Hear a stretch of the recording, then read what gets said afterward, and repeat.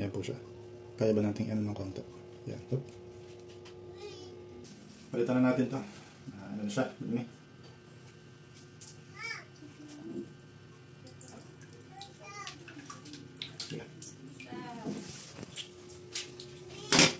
Ito yung bagong bulak. Goma. Kasi gugupitin ko na to para mas makita nyo ng mabilis. Ito siguro mga 2 weeks na hindi napalitan to. Ito DIY na filter lang to. Baka sabihin nyo, hindi talaga standard. Kasi DIY lang siya. Pero gusto ko lang maipakita sa inyo kung gaano siya kadumi.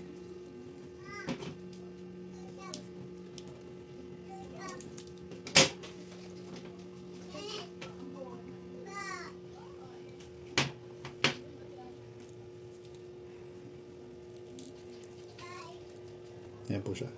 Kaya ba nating ano ng konti? Yan. Oop. Yan. So imagine kung nagluluto kayo tapos ganyan. Or much worse kung dito kayo kumukuha ng tubig na inumin.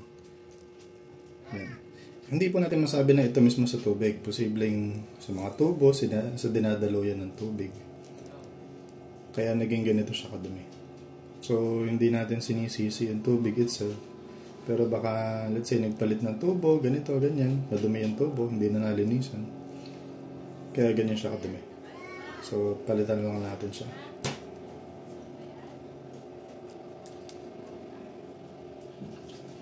DIY lang po ito, no?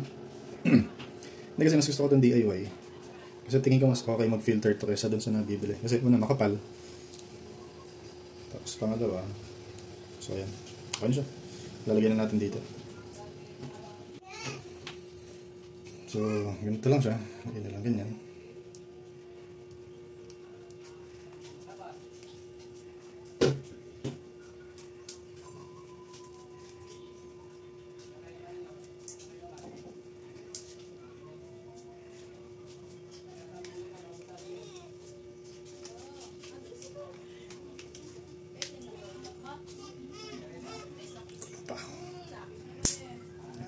Ayan.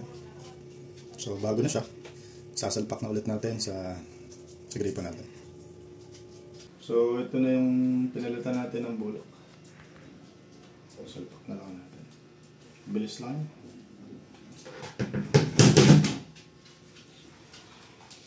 Hindi ibig sabihin na naglagay tayo ng ganito. Sigurado na malinis yung tubig natin. Ang purpose lang nito, mababawasan lang yung dumi na nagagamit natin. Kesa naman yung lahat ng dumi na to. Diba? At least, nabawasan lang siya. So, pa-check na lang po ng mga tubig nyo kasi baka mamaya ganito rin.